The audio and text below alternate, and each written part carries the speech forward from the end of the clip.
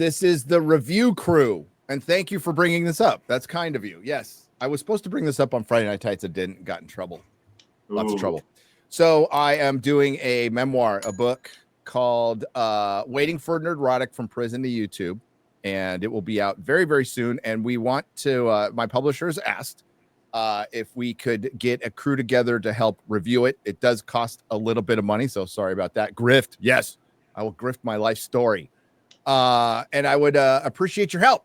I'm going to be coordinating a review crew, a group of people who are willing to read the book early you give it, a few days before the official release date. So to greatly increase the chances of the book getting a bigger audience, especially because it's going to be available. We are going to be doing a limited, possibly we got to coordinate it, but through Ripasend, we're going to do a limited thing, but it'll also be available at bookstores. This is a real publisher. So it's going to Amazon and Barnes and Noble, and it really helps, and review it honestly. All that matters is that you purchase the ebook for 99 cents or $1.99. We're not sure. We're trying to get it down to 99 cents. And I'm sorry it's even that much, but it has to be. And then write something. If you can, only read part of the book. Even if you only read part of the book, it just helps it with the algorithm of reviews. So we'll give you more on that. If you're open to being a part of this, please sign up. And there is a link that will be provided. Yes, it's in the description below already, chat, if you're interested. Thank you. I read that like a normal ad read, so I appreciate you guys. But yeah, so some of you will get it's just like an ebook version of it. So how long have you been working on your book? Almost. I think we're going on 2 years. I think it's 2 years. Why was it what pushed you over the edge where you're like, I'm really gonna write a book about my life story? People have brought it up in like AA meetings and stuff before, and it was even brought up during my comic shop years. Like people wanted to adapt it to a graphic novel, and I was always kind of open to it, but I wanted to be part of writing it, and I never had the time. So Chris Gore pushed me into it when he basically said, "Hey, you don't," because I can't freaking spell, right? So, but I had help writing the book, and he found me a publisher who was willing to do it through a friend of his. That publisher, the person who runs the company, was also in recovery, so they were kind of down with the story, and we wanted to really make it. I mean, initially they were asking, "Is this just going to be a YouTube thing?" And I'm like, "No, that's kind of like that's at the very end." I really kind of wanted to do the part which is sharing my experience, strength, and hope through life, showing that like recovery works, and that's really what I want to push is sobriety and recovery, and how sobriety is based, chat. It's an amazing thing to have control of all your faculties. And, I know a lot of people like to, and I don't judge people who get high once in a while. I wish I could be a person who could drink a half a beer and leave it on a bar and walk away. It's just not my DNA, unfortunately. But for those of you who think you might have a problem or have a loved one who might have a problem, if this even steers one human being in the direction of going to an AA or an NA meeting at least once, then that's what I hope it accomplishes. Plus, there's some stupid shit in there that I did that you'll hear about. A lot of stupid shit. I get every once in a while, when I first interviewed you, I don't know, a year and a half ago or so, and we pretty much just talked. I don't even think we talked about your YouTube channel. I think we just talked about, your journey and such.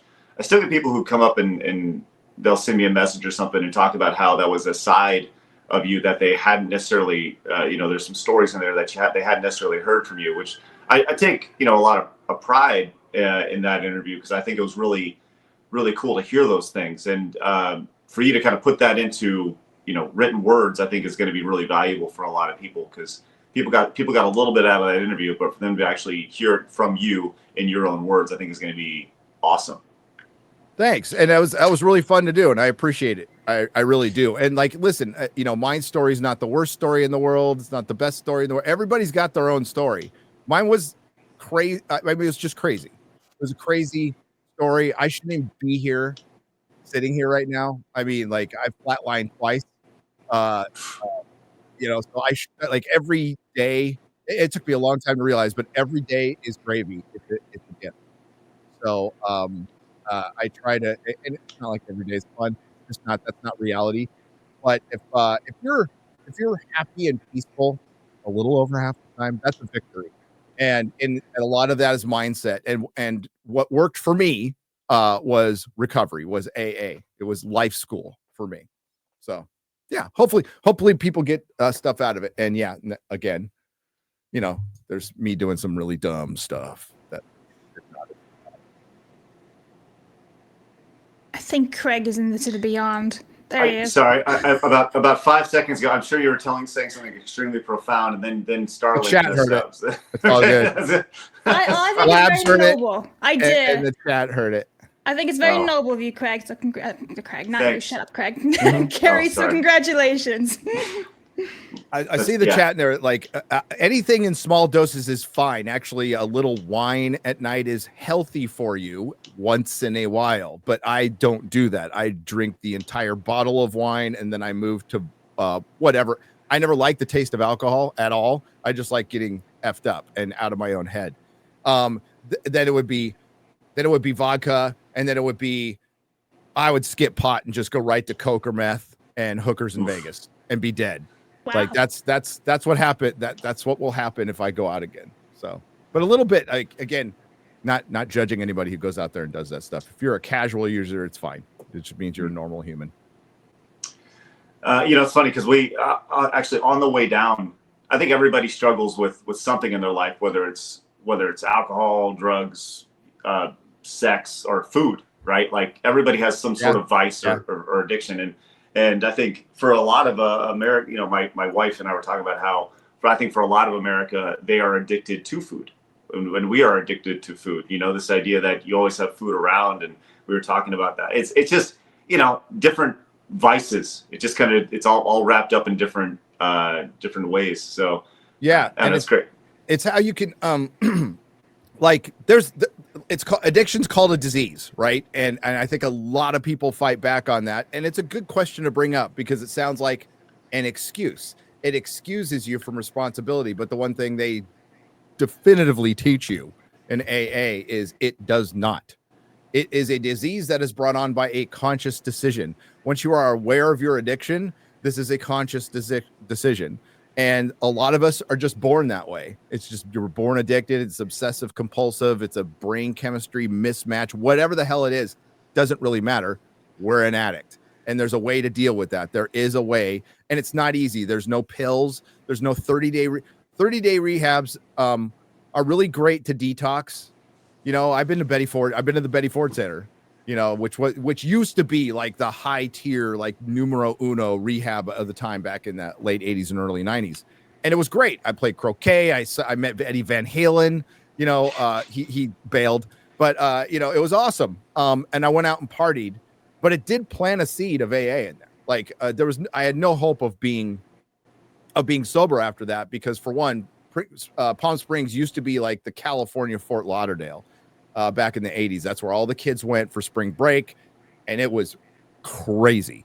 So I walked right out and into spring break and got high as a kite, but I was like out for a half an hour. But it planted the seed, so that's what it can do. But like paying a bunch of money for rehabs or some quick fix, or even worse, a drug to fix it, to counteract drugs, is not the way, in my opinion. The way to do it is through the work in AA, and your life definitely gets better. It takes a year. Sometimes it takes 2 years, but you see improvement. I'm not saying a good life, but you see improvement where you're like, oh, an improvement can mean I don't feel like I want to die this morning. Like I got up and I don't feel like shit. Which is that's the first thing I latched onto, was like, I woke up and I'm like, my head's not hurting. My stomach's not hurting. This is great. I can actually do something today, because before I couldn't even make a decision or do anything without doing a drug first. That was my first goal, and then everything else after that. And that's how sobriety's got to be.